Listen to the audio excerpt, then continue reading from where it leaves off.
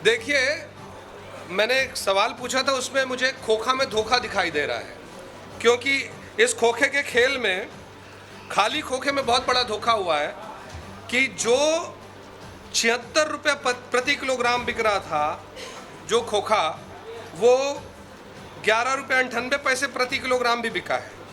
और बाद में जो 3 रुपये 10 पैसे प्रति नग बिक रहा था, जिस कंपनी ने एक जगह से लिया है, रायपुर से, वही प्रति नग खरीदने में 65 पैसे और 75 पैसे प्रति नग हो जाता है, और वही कंपनी खरीद रही है।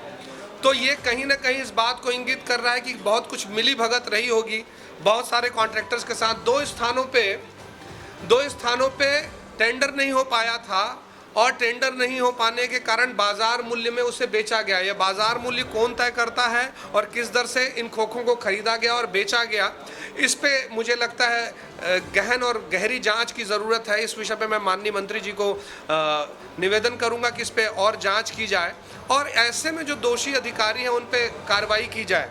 मैंने तारांकित प्रश्न पूछा था, लेकिन ये मुझे लिखित में जवाब आया है, तो मुझे इस खोखे में बहुत बड़े धोखे का अंदेशा हो रहा है, और इस पे आगे कार्रवाई के लिए मैं सरकार से मांग करूंगा। ये लाखों की संख्या में खोखों का धोखा है, तो और ये बहुत बड़ा अमाउंट है, जिसमें काफ़ी सारे पैसे आने चाहिए थे सरकार को, और इससे बहुत बड़े रेवेन्यू का लॉस हुआ है, जो मुझे लगता है सरकार को। तो ये रेवेन्यू का लॉस करने वाले जिम्मेदार लोग कौन हैं, इसकी जांच होनी चाहिए। कर्नाटक की जो जांच है वो लगातार चल रही है, और अभी जिस दिन से जो घटना पीएम हुआ, उस दिन से लेकर के 60 दिनों तक ये प्रक्रिया चलेगी, और इसमें जो भी दोषी होगा उसके ऊपर कार्रवाई होगी। अभी जो वहाँ के लगभग 9 अभियुक्त को अभी कारावास की सज़ा भी हुई है, और उनके ऊपर कार्रवाई भी की गई है। और मुझे नहीं लगता कि इसके लिए कोई विधायक दल की टीम बनानी चाहिए, क्योंकि आवश्यक है नहीं, क्योंकि शेर को, बाघ को कोई शिकार करने की दृष्टि से वहाँ पर उन लोगों ने कृत्य नहीं किया था, बल्कि उन्होंने अपनी फसल को बचाने के लिए करंट लगाया था, जो वहाँ पे जानवर आते हैं उनके लिए।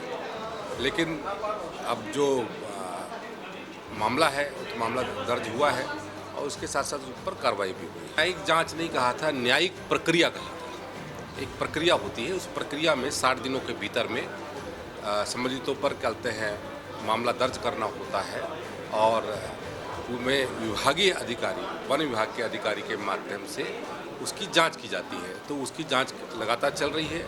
9 अभियुक्तों को जेल भेजा गया है, और भी यदि कोई दोषी होगा तो उनको भी जेल भेजा जाएगा, और जिसकी भी लापरवाही होगी उसके ऊपर कार्रवाई की जाएगी। मैं आज पूरे छत्तीसगढ़ वासियों को, पूरे देशवासियों को, पूरे संत महात्मा शंकराचार्य महामंडलेश्वर साधु संतों को बधाई देता हूं कि उनकी कल्पना फिर से साकार होने जा रही है। जो राजिम कुंभ कल्प के माध्यम से पूरी देश और दुनिया में छत्तीसगढ़ की पहचान बनी थी, धार्मिक पहचान बनी थी, वो फिर से आज छत्तीसगढ़ विधानसभा में राजिम कुंभ कल्प मेला संशोधन विधेयक पारित हुआ है। तो अब राजिम कुंभ फिर से पुराने वैभव के साथ में, पुरानी गरिमा के साथ में फिर से प्रारंभ होगा आने वाली 24 फरवरी से। और इसके लिए मैं विधानसभा के सभी सदस्यों को, माननीय विधानसभा अध्यक्ष जी को, कि नियमों को शिथिल कर कर आज उसको पास करवाया है, मैं सदन के सभी सदस्यों के प्रति आभार व्यक्त करता हूँ। कांग्रेस पार्टी कहीं न कहीं आत्मग्लानि से पीड़ित है। 13 साल तक जो राजिम कुंभ के नाम से चला, और अपनी राजनीतिक प्रतिशोध की भावना या महत्वाकांक्षा से उन्होंने उसका नाम का परिवर्तन किया था। तो हमने पुराना वैभव लौटाने के लिए उसको लाया है, क्योंकि उन्होंने अपनी गलती कर दी थी, तो उनको अपनी गलती को मान लेना चाहिए था, मत विभाजन नहीं कराना चाहिए था। परंतु अब क्योंकि बोलते हैं ना कि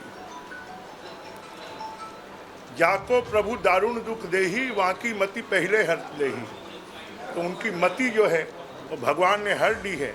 और भगवान ही उनको सद्बुद्धि देगा। देखिए, अरपा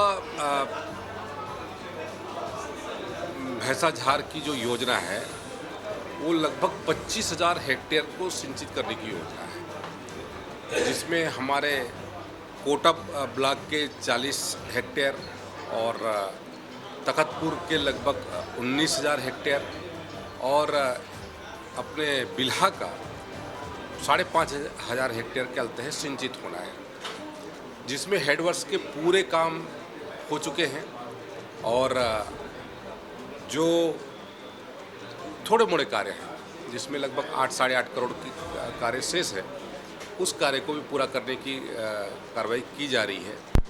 लैंड एक्विजिशन का मामला है तो लैंड एक्विजिशन में थोड़ा स्थिति था जहां पर कई लोगों के नाम और इन सब खाता को लेकर के आपत्ति थी, तो उसको लेकर के दुरुस्त किया जा रहा है और जल्द से जल्द लैंड एक्विजिशन करके तत्काल जो मुख्य नहर है, क्योंकि सारे काम पूरे हो चुके हैं, एक पार्ट में सिंचाई हो रहा है, एक पार्ट में नहीं हो रहा है, दूसरे पार्ट को कनेक्ट करने के लिए भी तत्काल हम कार्रवाई कर रहे हैं। निश्चित रूप से भारतीय जनता पार्टी ने अपने घोषणा पत्र में महतारी वंदन योजना की घोषणा की थी। ये पहली सरकार है कि अपने वादों को प्रारंभ के 2-3 महीने में ही 90% बड़े वादों को पूरा कर दिया है।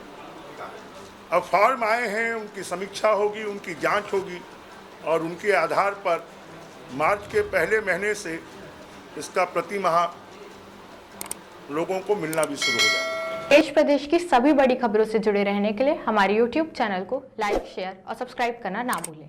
साथ ही लेटेस्ट खबरों के लिए बेल आइकन को प्रेस